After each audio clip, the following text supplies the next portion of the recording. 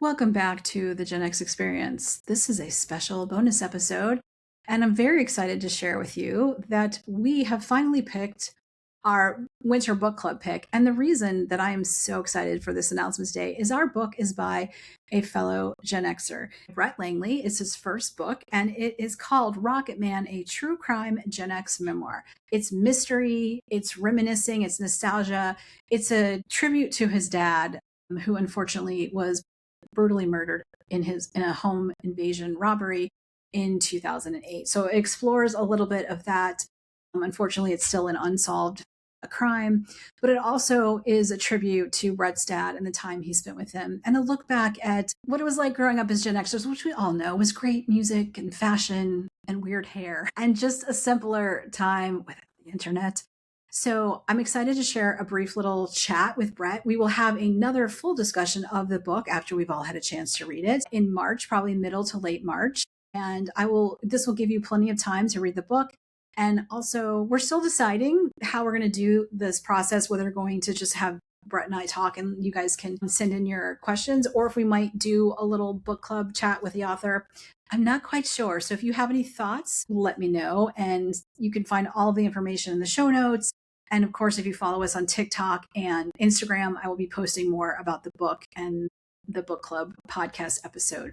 So before I get into my conversation, let me tell you a little bit about the author, and then we will get to chatting. Brett Langley is a devoted father and family man whose life has been shaped by profound relationships, personal growth, and a lifelong sense of adventure. The bond with his late father inspired Rocket Man, a deeply personal memoir that reflects on their years together and the journey that led Brett to fatherhood himself. A passionate storyteller, Brett's love of film inspired the creative, nonlinear structure of Rocket Man, giving readers a cinematic experience as they journey through memory and reflection.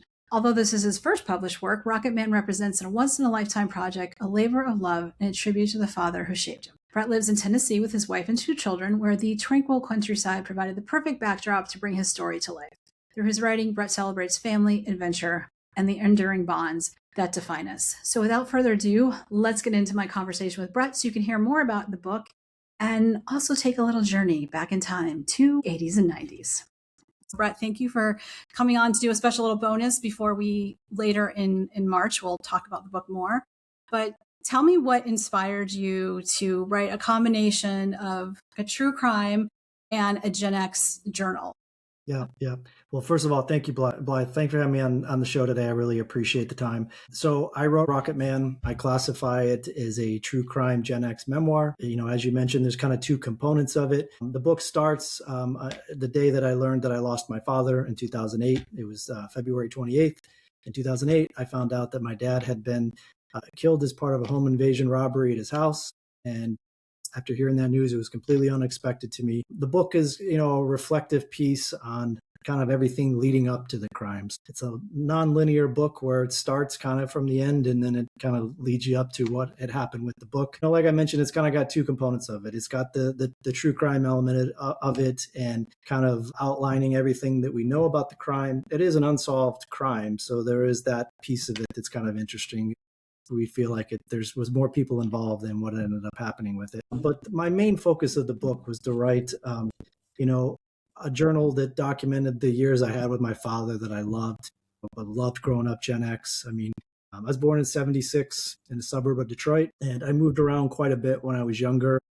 The book, I wanted it to be a fun piece that took people back into time, that they was nostalgic about those years that I love so much, share stories, the culture, the events, a lot of reference to music through the years. I wanted to really take readers back in time. I'd say 80s and 90s are probably the bulk of it. So I really wanted to try to capture the feeling and the vibe of those decades in my writing. When I was younger, when I went to school, I graduated in speech communications, and I was really focused on wanting to be a filmmaker. This book to me was like an opportunity for me to really put something together that I thought was really creative, descriptive, cinematic, and just, take readers through a wide range of emotions. It's nostalgic. There's the element of loss. There's me finding love with my now wife when I was very young. And so it's a pretty wild ride. There's a lot of pieces to it, but I always love when people read the book and they tell me, it really brought me back to a certain period, or I had forgotten about that, or, oh yeah, I loved that too. And, you did a great job capturing that time, that period in time. That was kind of the focus behind it. It was many years after the crime when I actually wrote the book. The crime happened in 2008, and I started writing it, and I put it aside, and I thought about it for many, many, many years, and I didn't really pick it back up and really see it through to completion, and probably until 2022 or 2023. And from there on out, I just really was, on board fully to make sure that I did a good job and completed it. But, I always love talking about it. Hopefully readers will get a chance to read it, and we can share some stories and things that we had in common growing up Gen X. And that was kind of the purpose behind it. So when you started, obviously during our longer chat, we'll get more into it, but just to get people really interested and excited about it, because I know I'm excited to read it. When you started, I'm also a writer too in my day job, and so I know writing is not easy. When you started it though, was it really more like to kind of, I don't know, connect with your dad or kind of deal with the grief? Or was it like, I don't want to remember what tragically happened to him. I want to remember the good times. And when you throw in that, the memories that we have of the 80s and 90s, it kind of can make you feel a little bit better. Nostalgia usually makes us feel better. Yeah, it was all of that. One, I wanted to obviously pay tribute to my father, who I love very much. I mean, he and I were I would say he was more my closest friend than he was a father. We were just buddies. Growing up as an only child, he and I were very tight. And I didn't grow up in a very traditional family either. We had our own unique relationship, which I really loved. I loved growing up with him. I just wanted to capture that, the relationship between a father and a son that I felt like was really unique. And then, like you'd mentioned, it was also very therapeutic. When I was actually really in writing the book, it was amazing to me. And I'd never written anything prior. I'm a first time author. And like you mentioned, it was much harder than I thought it was going to be, to really kind of put your words down on a page to make it feel and sound like the way you really wanted it to. But I would wake up early in the morning when I started writing it. Before I would start work, I'd get up at 4 a.m. I would go walk my dog outside. I would really think about that period that I was writing about and really get it into my head, locked into my head. I'd come and I'd sit down at my desk, and I would just start writing, and 3 or 4 hours would go by like it was nothing. I mean, it was very therapeutic. It was fun to revisit the past, revisit those times. So when you were thinking about all, our nostalgia from the 80s and 90s, did anything come up that you hadn't thought about in a while that really, made you laugh, or been like, oh my God, I can't believe we actually did that, or, experienced that other generations, didn't get to? Yeah. I mean, there's a lot. I mean, I think for those who read the book will see that music was a huge influence on me, all of that music. And I'm still, to this day, I am a huge 90s rock and early hip hop guy. That's all I listen to still. I'm going on 50 years old. That's still all I really listen to. And I feel like I have a son, I have an 18-year-old son, and he listens to grunge now too. And I just can't help to think like he just was bombarded with me listening to it all the time. So music was a big thing.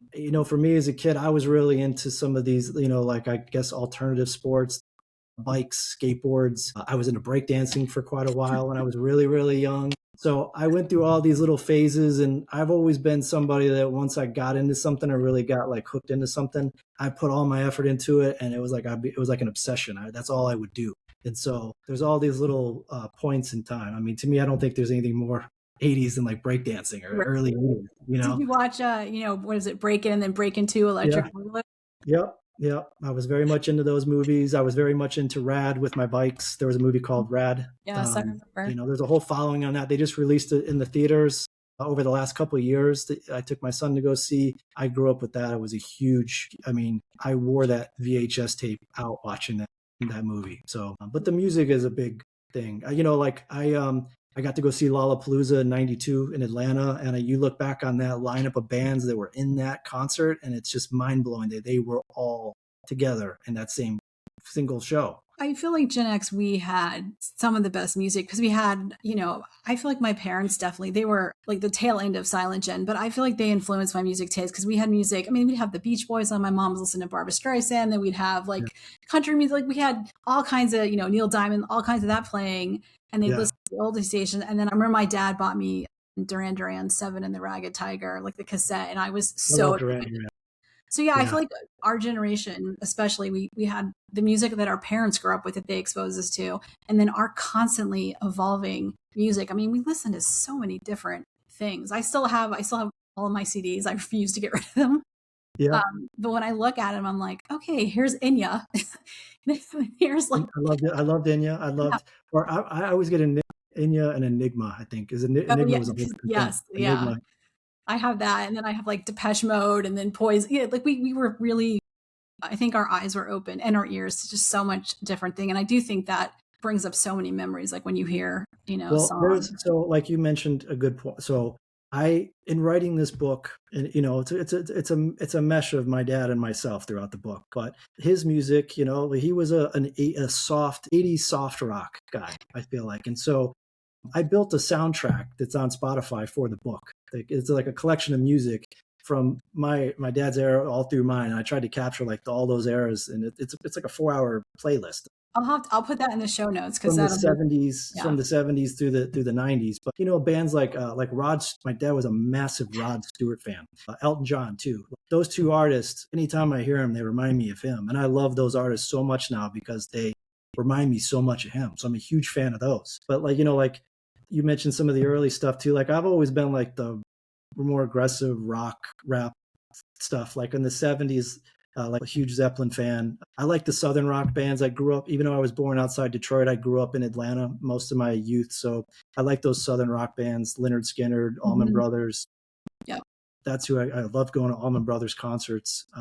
So that's kind of where I grew up. And then I feel like I kind of just got stuck in the 90s music. I mean, Chris Cornell is my favorite singer of all time. I'm a huge obsessed fan with him. Smashing Pumpkins, I love them. So I don't know if you can see it, but I have like a record wall, and I Oh still, yeah. have all of those, 90s records and stuff like that. Yeah, my dad had a rare form of dementia, and so, but he loved music, so I bought him like a record player. Not the best thing, but it's like the music would soothe him. But now I Yeah. kind of want to get back into records. I still have my parents' records.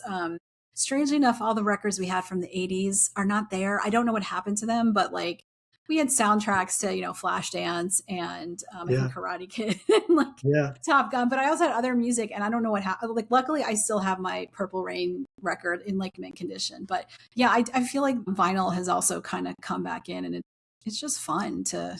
There's nothing like it. It creates a different vibe in the room when you listen to it. Like I grew up listening to CDs too. That's where tapes and CDs, but I don't know, vinyl just has like a certain vibe to it. It just, it's like I don't know, it's a soothing, warmer vibe than anything else. But you said Definitely. Purple Rain. I just saw the other day, like when Prince played at the halftime show and he played Purple Rain in the Super Bowl. He's incredible. He's like a once in a lifetime type of artist. He's Yes, I got incredible. to see him twice, and I feel so Yeah, fortunate because yeah, like yeah, when I found out he passed away, I think I was like, what is happening? Because that year was just weird. We had, I think, David Bowie, Prince, George Michael. I know there were some other people. I was like, wow. our childhood. I don't remember that. They all died in the same year. Yeah, I was like, Wow. what is? I felt like someone That's was like three of ripping the my Gen X heart out. Yeah, that's like so three of the big. That's three of the biggest right there. But yeah, um, yeah, I could talk about music. I mean, the music, like, I liked music so much that, like, later down if you read the book, there was a period where I was really into DJing. I was mainly into hip hop, so I would spin a lot of hip hop records, and play a ton. And then later on, I finally bought some guitars, and because I wanted to learn how to play a lot of those grunge songs that I loved so much. So I started playing guitar, and I collect guitars, and music has just been such a huge overall theme throughout my whole life. I mean, you can find good music today. You have to really search for it. But I briefly was Yeah. watching just like a fashion rewind of the Grammys because I didn't feel like watching it. And I was like, I don't know who most of these people I just are. watched it the other night. I didn't know who anybody was. I watched it and I was like, I don't know any of these people. I don't know any of these artists. Yeah, like a couple of them I know, and like I know Post Malone did a tribute to Ozzy, and I saw like a clip of it, and people in the comments were like, they should have gotten this other person. Then everyone else like he did a thing with Ozzy Osbourne, so.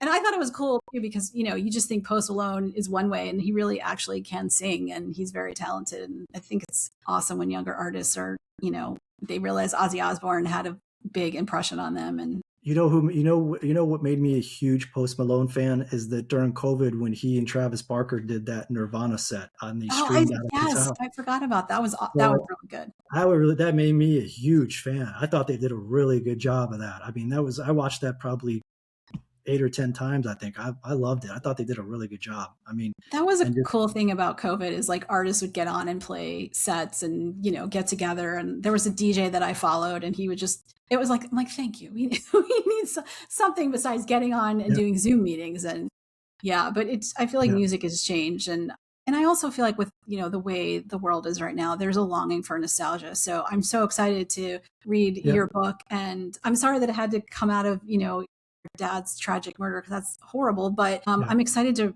go back in time and revisit some Gen X memories and then listen to your Spotify playlist at the same time because nice to pair the things together.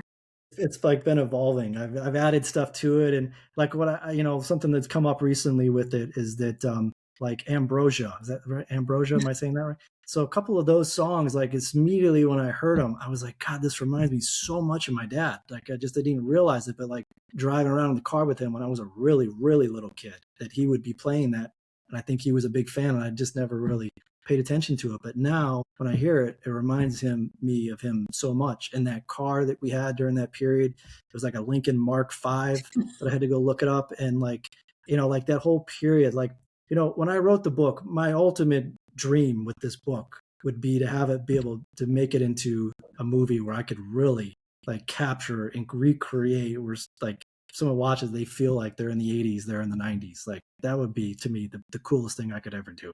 That would be awesome.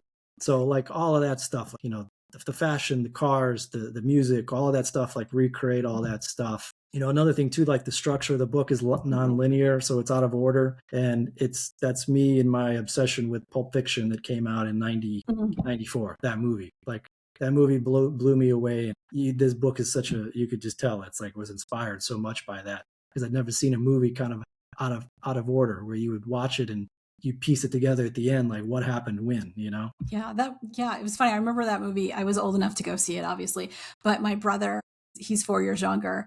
He was born in '78, and my mom she's like, no, he cannot watch it. I think he had like his Yeah, friends over and they wanted to rent it. And when she saw what it's yeah. about, she's like, I'm sorry, no. It's And a it was just, yeah, I yeah, mean, and I get it because it was, I also think she didn't want to have to explain things because he was not afraid to ask questions from a very young age. So, yeah, but that's really cool. I'll have to like remember yeah. that too, like reading it because Pulp Fiction was such a unique movie. I'd never seen anything like it. I never saw it. So when I saw it, I was in college my freshman year, and I flew back to Atlanta to go spend the holidays with my mom and my stepdad. And my mom was like, "I want to take you to see this movie, Pulp Fiction." I never heard of it. I didn't know anything about it, and I really didn't even want to go to it. But she was like, "I think it'll be something you like. We should go together." So I went with my mom, and I walked out of that movie theater, and I was like, "That was the coolest thing I'd ever seen." Just the vibe of it all, just the way it felt, and the everything about it. I was like, I've never seen anything like that ever before. Yeah, it was really, I don't think I've watched it in a long time, but it was really, I mean, there were some parts where I was like, okay, that's gross. But I'm Yeah, not, even though there was another movie I watched that I can't remember the name of it now, but it was like yeah, it was Quentin Tarantino.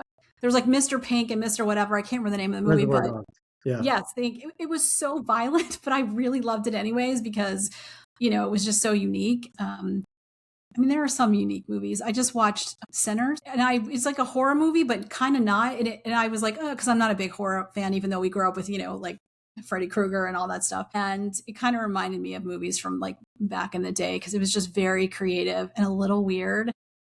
yeah, There was just like yeah, random singing that would happen, and there's vampires, so it's just yeah. yeah. But Yeah, yeah, so True Romance is the other one. If you read the book, you can see yeah, I'm a huge fan of that. I mean, Tarantino wrote it, but he didn't make the movie. It's just he wrote it for somebody else. And all those series of movies, yeah, they're like you said, they're extremely violent. They're crazy. But I don't know when I was younger, it's just like I don't know, you gravitate toward that. I wasn't going out to watch love story movies. I wanted to watch like some crazy, entertaining movies. And so those uh, those were always the ones I was really into. the '90s was a really and the '80s, but I feel like the '90s was a really cool time for movies. And I mean, the '80s was great for music, but I feel like in the '90s it just really evolved with grunge, and then I mean, Gregorian chants that we were listening to and rap. Like we were Yeah, just kind of experimenting with like so many different sounds, and I feel like the movies were kind of doing that too, is trying different things. And it was, I mean, I still love, I mean, like John Hughes movie. I saw some people talking online like, yeah. should we remake John Hughes movies? I'm like,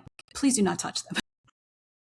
Yeah, I don't know how those are. I don't know how those are going. I love those movies too. 16 Candles, Weird Science. I had my son watch Weird Science with me not that long ago, and I don't. I mean, he said he liked it. I don't know. I don't know if he liked it as much as we did, when we were younger. But I loved that movie.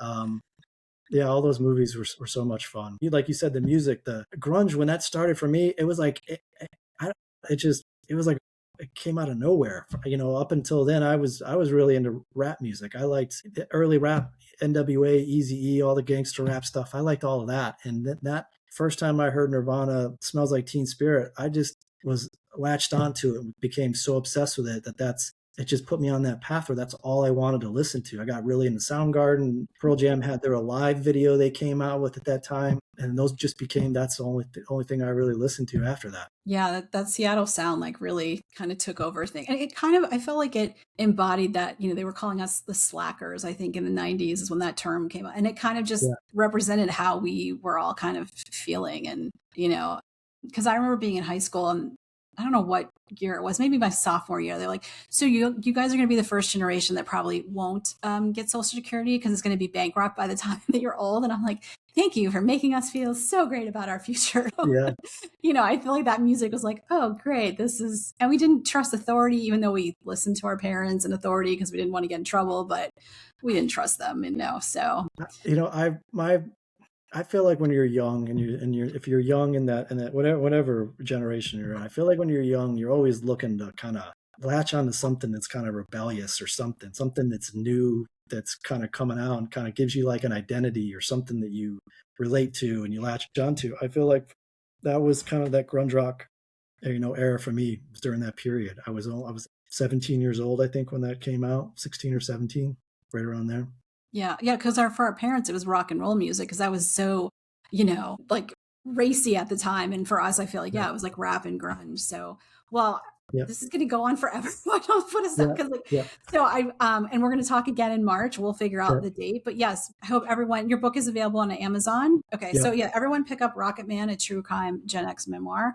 I will put all that information in the show notes. And I'm excited to talk to you again about all the Gen X yeah, memories because we definitely are going on. We can go on and to get yeah. questions from our fellow Gen Xers. Thank you so much. I'm so excited to read the book Absolutely. and to share it with everyone else. And if people want to also connect with you while they're reading it, which social media place would you recommend, Yeah, or yeah. wherever you want to send them I first? appreciate it. So I created an author website. It's rocket-man-memoir, rocket-man-memoir. So on that site, it has links to Amazon if you want to purchase the book. It has a kind of an author bio. It has a summary of the book, and then it has a link to social media. I created separate social media, TikTok, Instagram, Facebook, that's just dedicated to the book. So my thought behind it was like, pictures and images or music or anything that I think relates to the book, it's all on those, and it's like, dedicated to the book. But the author website pretty much has links to all of Everything we that. need. So that's a great place. There's a contact page if anybody wants to reach out to me. I'd love to hear from anybody has a comment or anything, like wants to talk more stories Gen X like we're doing here. I always love talking about it. So feel free to reach out to me anytime. Well, thank you so much, Brett, for coming on for this quick little podcast. And yeah, stay tuned, everyone, because Brett will be back in March where we will talk more about the book and more Gen X stories. Okay. I will include all the information in the show notes so you can pick up the book and listen to the soundtrack or the soundtrack, well, the Spotify playlist. Yeah. We'll talk again in March. All right. Thank you so much for your time. Thanks for having me. Thank you so much to Brett Langley for coming on the podcast to talk about his book, Rocket Man, a True Crime Gen X Memoir. Information to get the book on Amazon will be in the show notes, as always, as well as more information about Brett and how to connect with him. Follow him on social media. And we will be talking about this book in March. I'll post the date soon.